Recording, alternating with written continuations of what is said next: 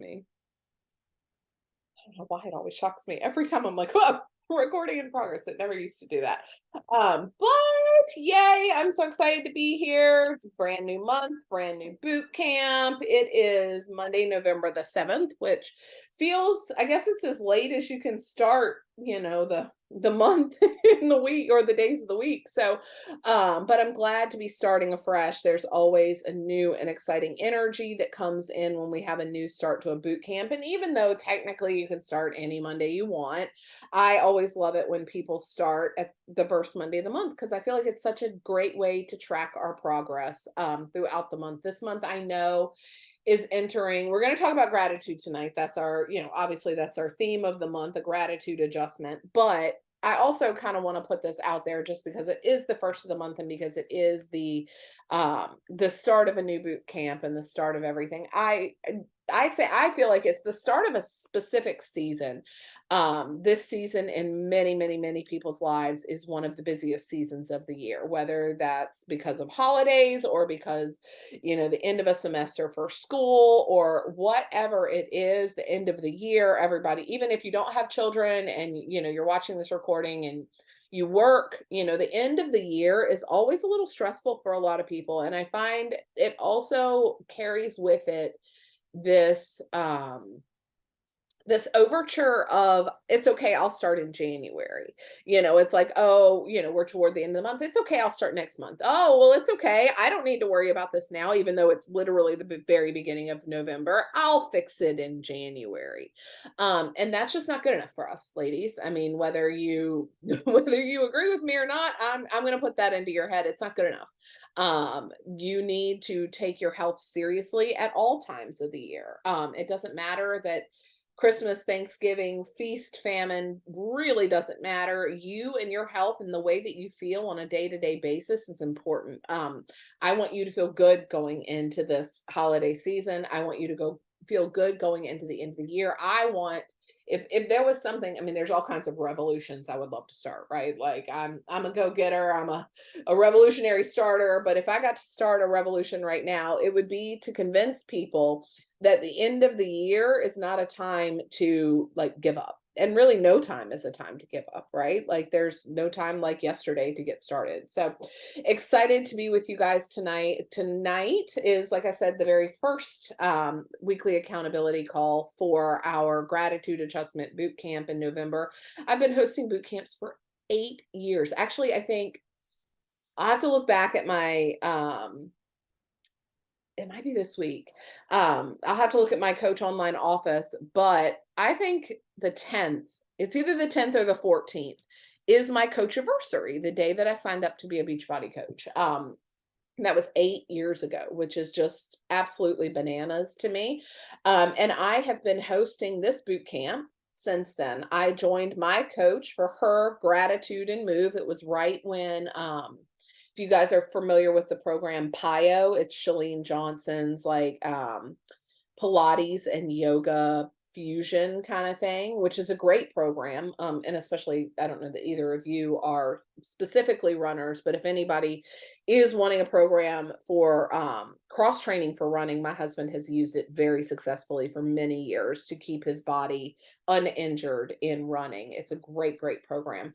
But Pilates, yoga kind of lends itself, and our upline team is very, new agey yoga-ish to say, to kind of say that. And so it's always like, let's be thankful and whatever. And I'm like, yes, I'm a thankful lady. And that 8 years ago, I was not the person I am now.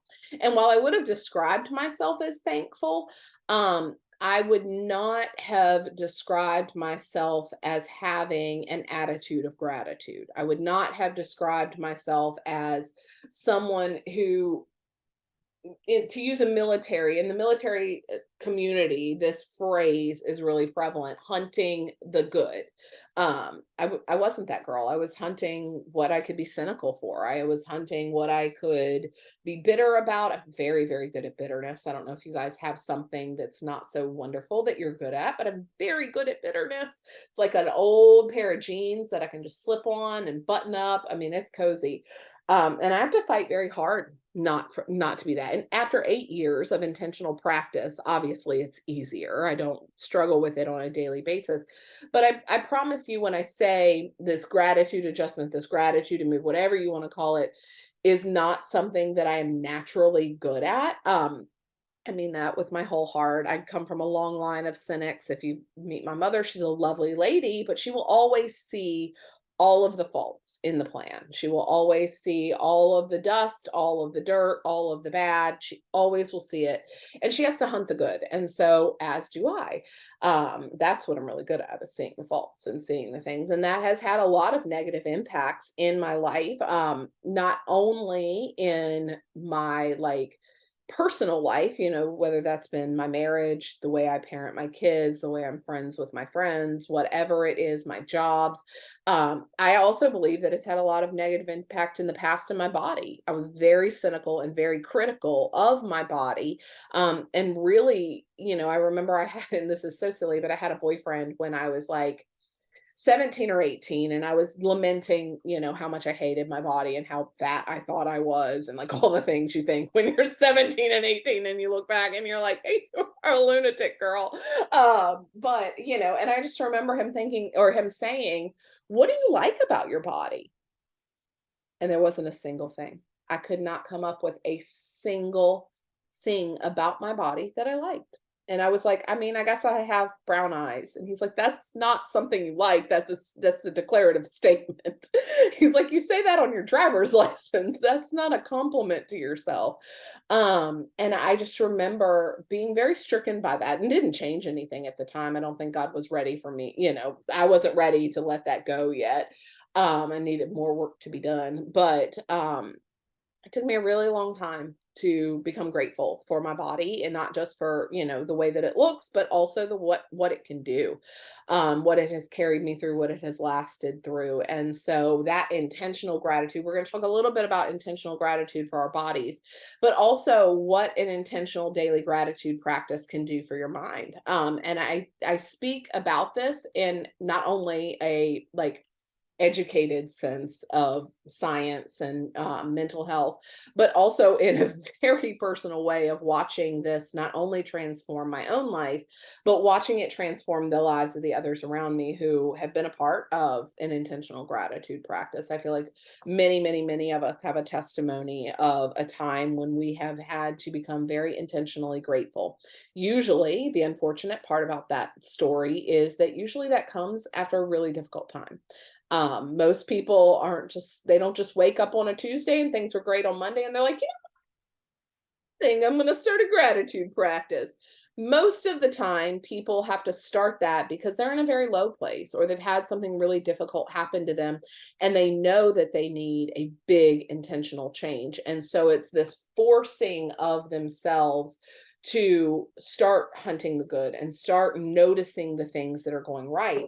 And the cool thing about that is the more you pay attention to that, the more you see that things are not as bad as they seem. It's so easy to let yourself slip into this negative, fault finding mindset. If you practice it. I mean, it's just like we talk about this in nutrition, right? Our taste buds change, right? So if we eat highly processed foods and we eat Doritos and Twinkies and we drink soda instead of water and we do all the things we know we're not supposed to do, right? What does our body crave?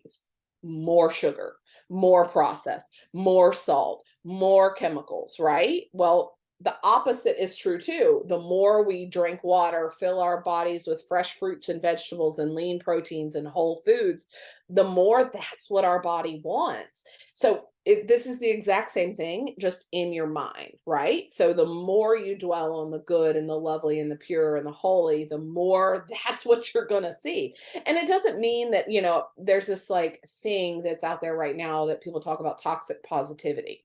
I'm not talking about the toxic positivity. I'm not telling you to go look at a big, giant, steaming pile of poo and be like, man, this is lovely and rosy. Like, poo is poo, right? Like, we don't want that. But it's kind of shifting your gaze and adjusting your focus and realizing that maybe this big, giant pile of poo isn't the only thing in your vision field. There's so much more. And sometimes getting outside of ourselves and putting this gratitude practice into practice is the thing that kind of starts shifting that, so that we can raise our eyesight from staring down at that big glaring nasty thing, whether that be, and I use something silly like a big pile of poo, but I mean things like difficulties in your marriage. I mean things like, Yuvia, I hope it's okay that I share this, but Yuvia was in a car accident and has had a lot of ramifications from that car accident. And I'm not talking about superficial, like bad things. I'm talking about real gut wrenchingly hard things I'm walking through with one of my very best friends right now. Her marriage is just in shambles and it is so heartbreaking. I'm talking about that stuff. I'm talking about my life at year 7 of our marriage, where I thought my husband and I were destined to sleep in separate bedrooms and become roommates for the rest of our marriage and the rest of our lives. Like, I thought that that was what we were going to have to do because I couldn't see anything else. Right. I'm talking about really hard stuff too. I mean, yes, I am also talking about the day-to-day hardships of, I'm so tired of washing these dishes. Why do these kids not stop screaming? I'm talking about that stuff too, because but the thing is, when we start intentionally focusing on gratitude and shifting our eyesight up and away from the problem, we start putting the problem into perspective, right? My mom always, I'm from the South, and so my mom always had this um saying that she would say to me, and she's making a mountain out of a molehill, right? You're just making a mountain out of a molehill, Danielle, which I feel like I can hear it in her voice saying it in my head. And, at the time, whatever little inconvenience or hardship or kid making fun of me or whatever it was, it felt like a mountain. And I'm not telling you that your hardships don't feel like mountains. They do. It's hard. I'm not dismissing your very, very hard, real, raw feelings. I think, if anything, it's most important that you allow yourself to feel that. I'm not telling you to just gratitude yourself into an oblivion where you don't recognize reality. What I'm saying is that when we can pull back, and it's like, if you have a microscope and you are hyper focused on this thing, this dot, and you pull the vision back, right? You see there's this big, wide, huge expanse of space, and that dot is a speck. And while that speck feels large sometimes, and specks can be very irritating if you have, a piece of dust or a gnat in your eye, you're like, this is terrible. Or you have a cavity in your tooth, it can affect your whole head. It can make everything feel bad. But kind of zooming out and getting a bigger perspective of what's going on, that's the thing that gratitude in general has really helped me. And I think specifically kind of coming around the curve here for our bodies, when we are frustrated with what is going on with our bodies, whether that's right now I've got something going on here in my elbow that is causing me, I'm sure it's tendonitis or something like that, but it's causing me to have to lift a lot lighter than I know that I can lift. Or, I could list hundreds of ailments, I'm sure, if I started doing a body scan. My toe doesn't really feel great, and my ankle kind of twinges a little bit, and we can work our way all the way up our bodies, and I'm sure we can, each of us can list 100 things that are wrong with our bodies right at this very moment. But the reality is, my body still can move. My body can walk. My body can breathe. My body can raise its hand in praise. My body can cook. What did I cook this morning? 14 meals of this Mediterranean beef stir fry thing. Like, that's amazing that my body can do that, right? Like, there's all these things that our bodies can do, that when we start shifting our focus from finding faults and finding problems, you start realizing that there's so much more good. There's this saying or whatever that, I don't know, I see it on Instagram a lot. I feel like I need to like get it printed up, because right now this is what we're going through with Eden, right? She'll tell me, I'm just having a bad day, Mom. I'm just having a bad day. And I'm like, tell me what's going on. Sarah said something mean to me. And I'm like, okay, so that lasted like 30 seconds of your day? Like, maybe, I don't know, how long did it take Sarah to utter the words like, I don't know, "Give me back my pencil," or whatever it is in an 8-year-old mind? It's hurting their feelings, right? You're attaching that bad 30 seconds, that bad minute, that bad 10 minutes, that bad half an hour to literally 24 hours of your day, and you're claiming that the whole thing is bad. Kinda like the same thing, right? Like, we're throwing out the car because the tire's flat. Instead of just working on fixing the tire and realizing that we still got a whole car, right? So that's the thing about a gratitude practice that I really, the overarching why I feel like this is important. Neurologically, our minds will continue to focus on what we fuel it. And so that's kind of a fun little neuroscience fact is, and the best illustration I can get about this is if you decide you're going to buy a car, right? Like, I really like Volvo, whatever it is, and I'm like, I hardly ever see Volvos around here, blah, blah, blah, blah, blah. Soon as you say that, guess what you're going to start seeing all over the place. And it's not because some massive, ethereal universe is like, oh, I'm going to try to influence Danielle to buy a Volvo. No, they've always been there.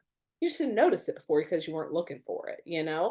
And so it's the exact same thing. And I'll give you one last very, very real testimony of this before we move on to some in practice kind of stuff. Um, with my marriage. In year 7, we were really, really struggling. I had just had Eden. There was just, I mean, I could list 1,000 things that were the catalyst for this difficult time in our marriage. And we were never going to get divorced. Like, that wasn't a part of our vocabulary. That's just not what we're going to do. But we were, however, going to become roommates. And we were, however, going to not be everything that I believe that a marriage can and should be, and nor is it even what God wanted for us, right? But I spent the majority of my days very bitter and very hateful toward my husband. I could not find a single thing. If you would ask me, what do you love about him? He's here. Like, I don't know. I could not come, and it wasn't that there wasn't things. There was just so much bitterness and so much downtroddenness that I couldn't come up with anything.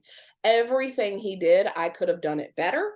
That, there was 1,000 other things that he could have done differently that would have made this a better thing. I could not come up with a good thing about that man to save his life. And then I had this I still get the emails. I just don't read them as often anymore, but there's I guess a devotional. I don't know. It's a girl that emails you every day. I don't know. It's some kind of like email list that I'm on.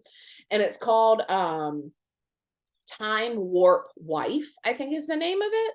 And she's a Christian woman and she's got a great ministry going. And I mean, again, I think I've read maybe in the past, what is it, 7 years, 8 years now.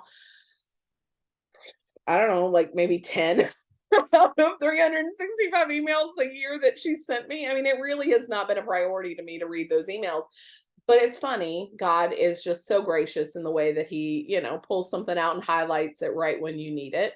And she had written about making a gratitude book for her husband. It was a gift that she gave him, and it was just a small little notebook, kind of like, one of these sorts of things.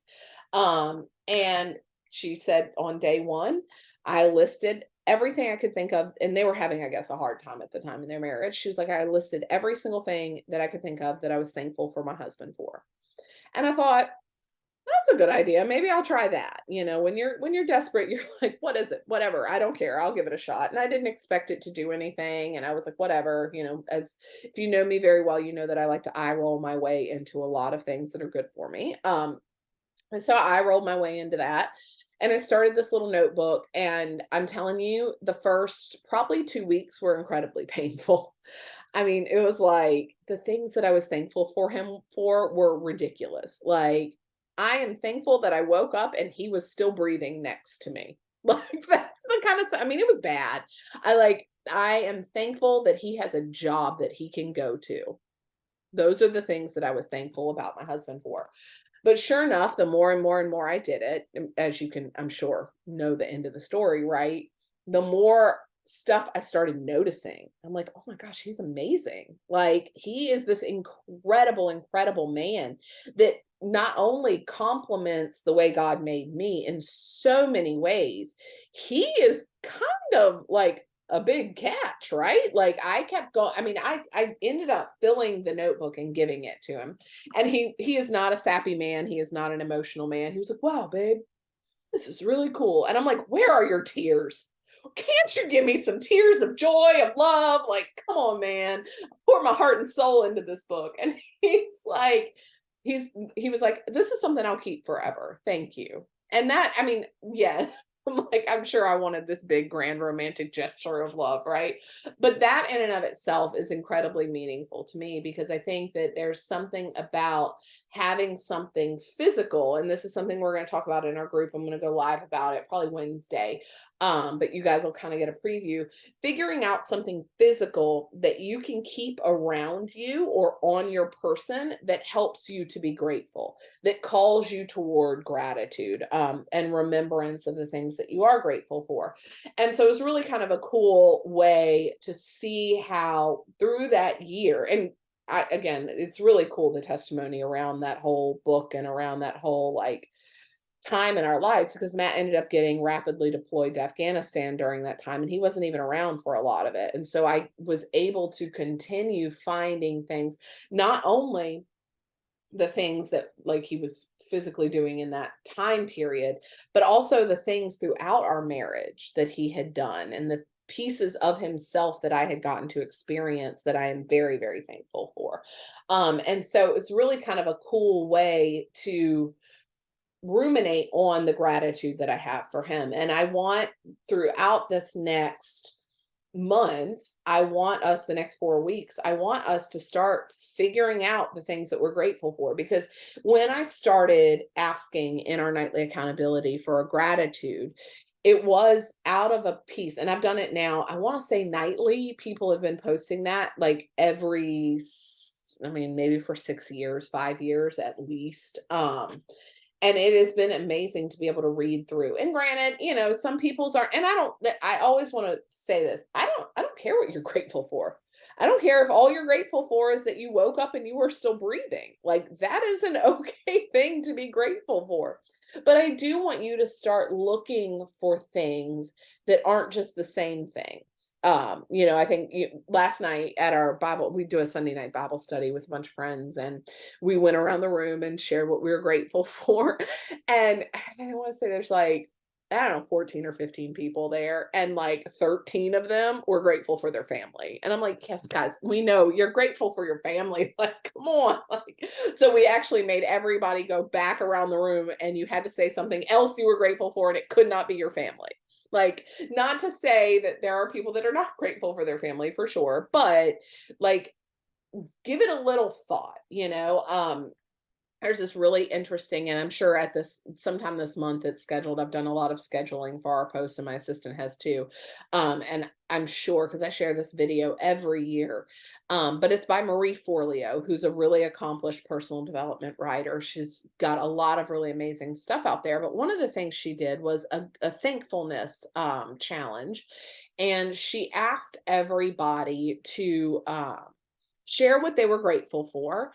And then as she was going through it, she asked them why. Why are you thankful for that? Why is that meaningful to you? Why does that matter that you're thankful for your family? And it was interesting because everybody like had this surface level emotion in the beginning, right? Like, oh, I'm thankful for my family. Oh, I'm thankful for my health. Oh, I'm thankful for, the loving provisions of the Lord. Like whatever it is that you can surface level spit out you're thankful for, right? And then to have somebody ask you to dig deeper in that, like, why are you thankful for your husband? Like, what has he done that's made you thankful for him? And you can see that like shift in their eyes, right? And it kind of digs a little deeper emotionally. And then she continued to prod. Well, why is that meaningful to you? Like, what is it? I'm thankful for, let's, use an example of the Lord. So I'm thankful for the Lord's faithfulness, right? Like that's something, if we were to ask 50 Christians what they're faithful for, I bet you 25 of them would say, I'm thankful for the Lord's faithfulness. Okay. what is that meaningful to you? Why is that meaningful? What is that like? Give me an example. Tell me a story. Share with me what why is that meaningful to you? And then you start seeing the raw and real emotion. And when that's attached to another human being, it's incredible to see that other person's reaction. Because if my husband and I are sitting here and I'm like, oh, I'm thankful for my husband. And he's like, you know, cool. Why are you thankful for your husband? And so then I share a little more. Give me an example of something he's done that you're like deeply indebted in gratitude for him. And I start sharing. His understanding of my appreciation is so much different. And so we're going to get into that a little bit more in the month too, about really adding some depth into your gratitude and making that not just a one-off kind of thing. Like, oh yeah, I'm grateful that it rained today and now the earth has some water. But like, what does that mean? The rain made the crops that helped the food that helped put food on my family's table that allowed me to be able to feed these people that need to be fed kind of thing. And so it gives you this incredible depth. And that's the kind of stuff, guys, that takes you from this level of I'm a thankful person to gosh, she's filled with gratitude. That is the joy that brings to you, right? It's a soul level gratitude that I want to help anybody that will literally listen to me about gratitude experience. Because I think, again, in the beginning it all comes off very surface level. It's like, list out 3 things you're grateful for and you're like, my health, my family, the Lord's faithfulness.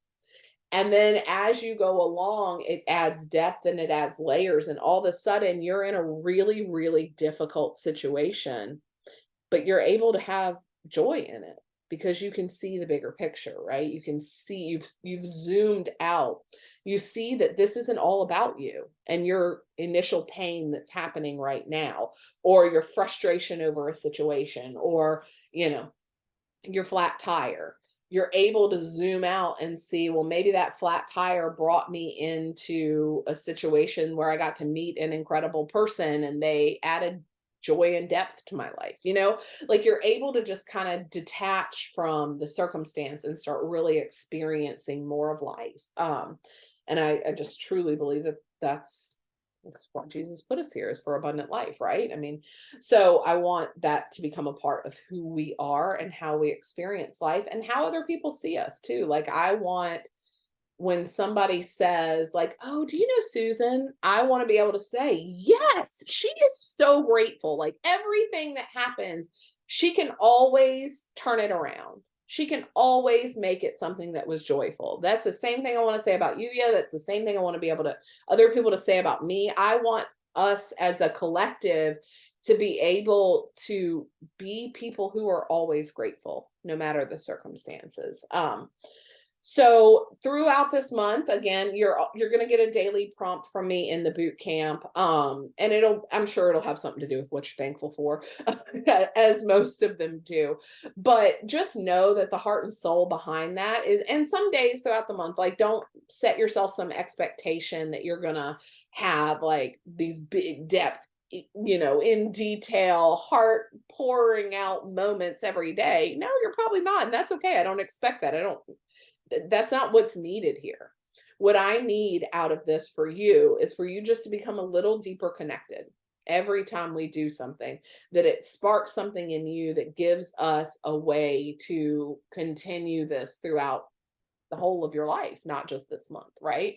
Um, Again, I do want to kind of come back to the idea of having actually no, we'll talk about that next week, because I don't think the post goes up for the physical reminder kind of thing until later, and I might just change it until closer to next week anyway, so we can have a little bit of a conversation about that, because I think it's really cool and we're running out of time. So hopefully this was helpful for you guys. I'm going to go ahead and turn the